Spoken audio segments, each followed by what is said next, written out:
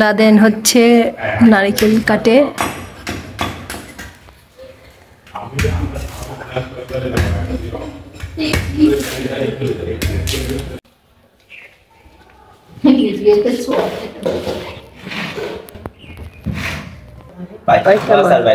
আর কোন মাছের যেন কান নড়ে? এই মাছটা দেখি, দাঁড়াই, কান নড়াটা দেখে। তাজা মাছ। এটা কি মাছ লাদেন? গুলি মাছ। কি মাছ? গুলি মাছ।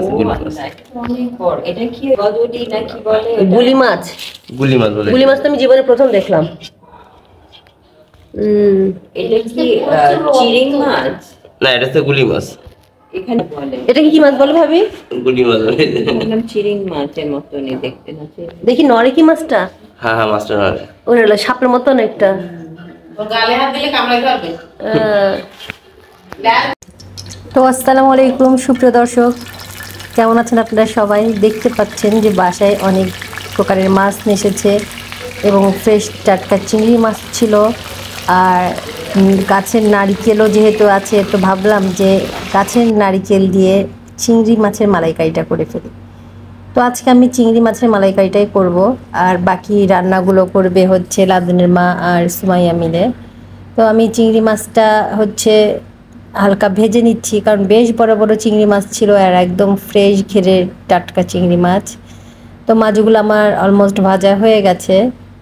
মাছটা ভাজা হয়ে গেলে মাছগুলো তুলে রেখে আমি মশলাটা কষিয়ে নেব।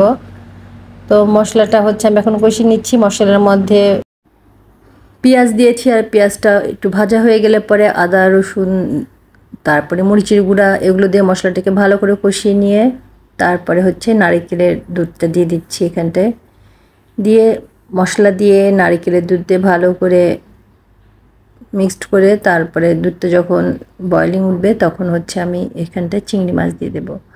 আর এই চুলায় আমি একটু পেঁয়াজ রসুন আর কাঁচামরিচ দিয়ে ভেজে নিচ্ছি। এখানটায় আমি একটু ঘি কাঞ্চন শাকটা রান্না করব, কারণ এই ঘি কাঞ্চন শাকটা ভাইয়ার খুবই ফেভারিট। আর এটা নাকি আমেরিকাতে পাওয়া যায় না এই শাকটা। তো অনেক ছোটোবেলা ভাই খেয়েছিল, তো ভাইয়ের আবার খাওয়ার ইচ্ছা হয়েছে, তো ঘি কাঞ্চন শাকটা আনা হয়েছে। আর হচ্ছে ঘি কাঞ্চন শাকটা আসলে খুব ভালো ছিল, খুবই সফট নরম হয়ে গিয়েছিল অল্প জালে আর কি, খেতে খুব টেস্টি ছিল। ঘি কাঞ্চন শাকটা সাধারণত সবসময় পাওয়া যায় না, এটা মানে যে সিজনাল টাইমেই পাওয়া যায়।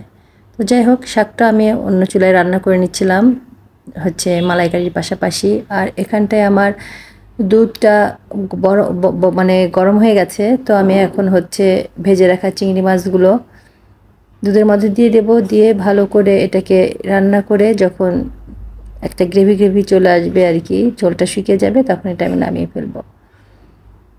তো সুপ্রিয় দর্শক, এটাই ছিল হচ্ছে আজকের আমার রান্নার মেনু।